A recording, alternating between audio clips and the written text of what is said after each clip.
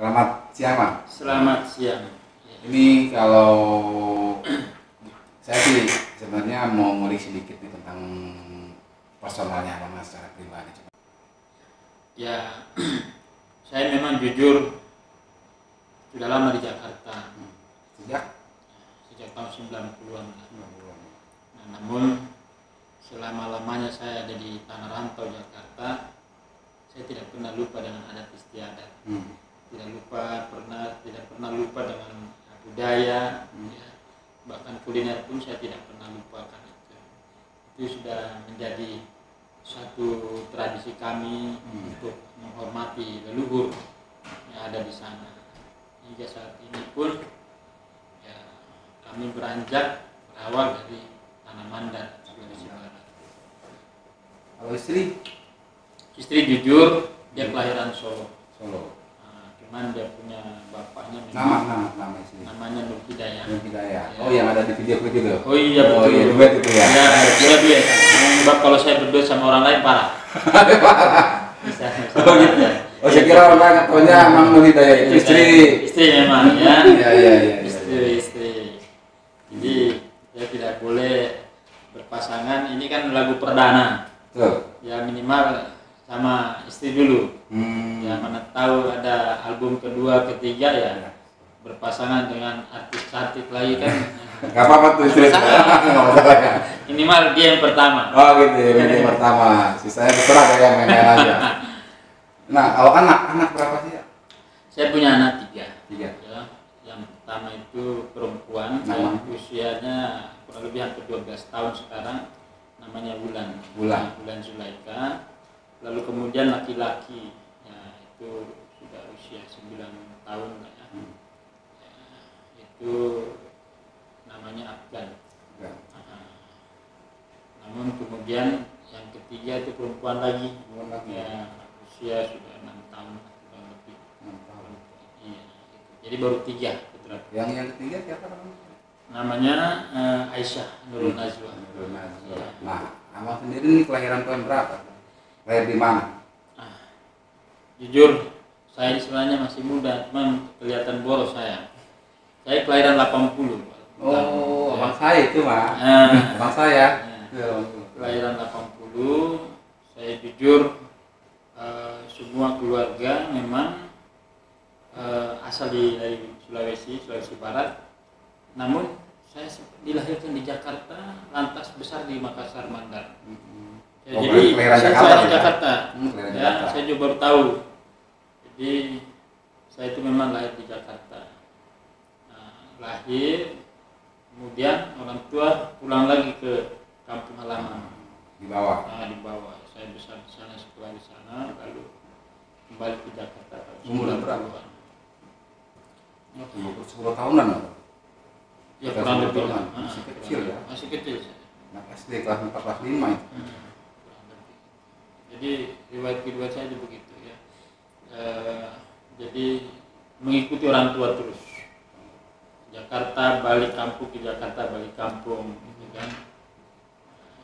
Saat ini saya coba mandiri ketika orang tua saya meninggal.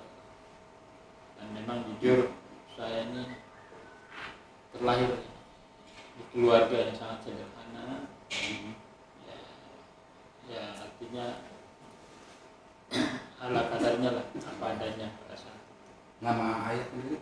Nama ayah saya itu Rosuda. Ibu Mariati. Ya. Nah, ibu saya ini jujur orang Banten. Nah, bapak asli dari Sulawesi. Ya. Jadi sudah campuran saya. Ibu dari Banten, bapak dari Mandar, lahir di Jakarta. Western dari Gado-Gado.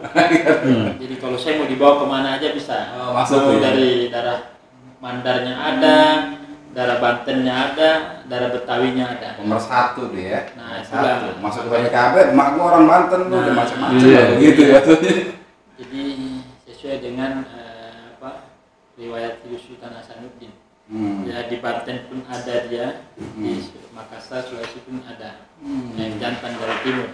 Iya. Cuman itu julukan itu khusus untuk Sultan Hasanuddin. Kalau Den Jamal julukannya Raja Wali Jantan dari Raja Wali Jantan dari timur. Gitu. Cepet dari timur dong. Nah ini ada yang unik nih yang saya dapat nih. Itu ada pemberitaan kan sekitar 370 juta katanya abang nalangin tuh untuk operasional nih Kalijodo nih, RPTRA dengan RTH-nya. Ya. Itu bagaimana itu jadi? Saya buat statement itu bukan 300-an, sudah hampir kurang lebih 700 sampai 800 juta.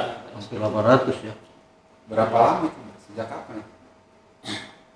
Itu baru-baru, mungkin baru 1 tahun Kalijodo berjalan. Dan sampai saat ini pun ya hampir sebagian masih kita biayai sendiri, ya kan, di luar. Ini pun kita lagi ada rencana perbaikan tembok yang rusak ini. Kita sudah beberapa kali buat pengajuan laporan, ya tidak ada respon. Namun secara secara fisik kalau kita melihat itu kan rawan juga, ya mau tidak mau kami secara inisiatif akan memperbaiki secara swadaya gitu. Dan banyak hal yang perlu kita benahi di sini. Dan saya tidak pernah berpaku tangan sama pemerintah. Apalagi di masa pandemi ini kita tahu kas daerah kan luar biasa terkurasnya seperti apa. Nah itu uang yang 800 hampir 800 juta itu siapa yang ganti tuh? Apakah berharap diganti sama pemerintah daerah? Oh, saya tidak pernah berharap. Oh gitu ya. Untungnya apa bang ngeluarin duit 800 juta itu? Untungnya apa? Insya Allah nanti saya meninggal, pahalanya sudah ada di sana. Oh berharap jadi gitu. Jadi apa yang saya lakukan ini saya dasari semua dengan niat ibadah. Jadi saya tidak berharap apapun, balasan dari apapun yang pernah saya lakukan ini, ya, semata ibadah. Dan juga berharap ibadah ini ya mampu menghasilkan pahala buat saya. Dan saya pun jujur soal pahala itu kan saya tidak pernah mau menuntut sama yang maha kuasa kan. Nah, walaupun kita ibadah tidak boleh ada tuntutan harus dapat pahala, kan hanya berharap saja kan. Namun itu saya lakukan memang karena wajib saya lakukan karena menyangkut orang banyak. Ya, karena saya harus menghidupi keamanan di sini, ya, yang memang saya fasilitasi mereka. Karena sebab saya berpikir kalau taman ini tidak difasilitasi dan dilengkapi dengan keamanan, apa jadinya, gitu kan? Itu aset pun tidak bisa terjaga. Namun itu semua tidak bisa dibebani ke pemerintah, khususnya ke dinas kehutanan, ya. Walaupun ada ya keamanannya itu, tapi ya saya anggap itu hanya 10% lah dari kapasitas yang harusnya dijalankan, ya kan. Dengan jumlah luasan Kalijodo seperti ini, pengamanan yang menjadi kewajiban pemerintah hanya kurang lebih 20%, ya 80%-nya bagaimana gitu kan. Nah, saya harus menutupi itu semua. Bagaimana supaya tetap tercipta rasa aman, aset terjaga. Namun itu semua kan perlu kos. Ya, tuh. Nah, itulah. Apakah kos itu ngambil dari Baruga sama Coto tuh? Ya untung-untung dari Baruga kan sama ini. Itu salah satu. Salah satunya. Salah satu, ya. Ya, cuma kan saya di luar sana ini kan ya banyaklah kegiatan yang bisa menghasilkan untuk menghidupi, dan saya alokasikan itu buat anak-anak yang jaga di sini gitu. Kenapa saya begitu ya? Karena saya merasa anak-anak ini bukan orang lain. Saya anggap itu adik-adik saya, saudara saya.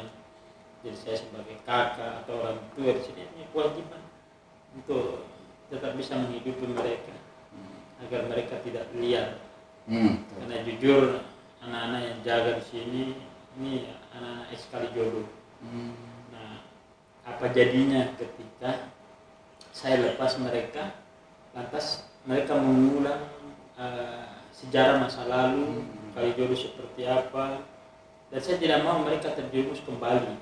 Tuh, jadi itulah yang disebut yang abang berharap niat baiknya seperti itu, amal ibadah yang berharap pahala itu ya. Jadi saya ini coba lakukan proses hijrah, Bang. Jadi itu yang membuat saya bangga dan tidak pernah berharap apa yang saya keluarkan biaya pengamanan, biaya lain-lain untuk perbaikan ini, untuk kebaikan Taman RTA Kalijodo ini, ya hanya merasa bangga saja bahwa saya mampu mempersatukan orang-orang yang dulu memang sering bentrok. Ya, kita tahu sejarah Kalijodo seperti apa ya.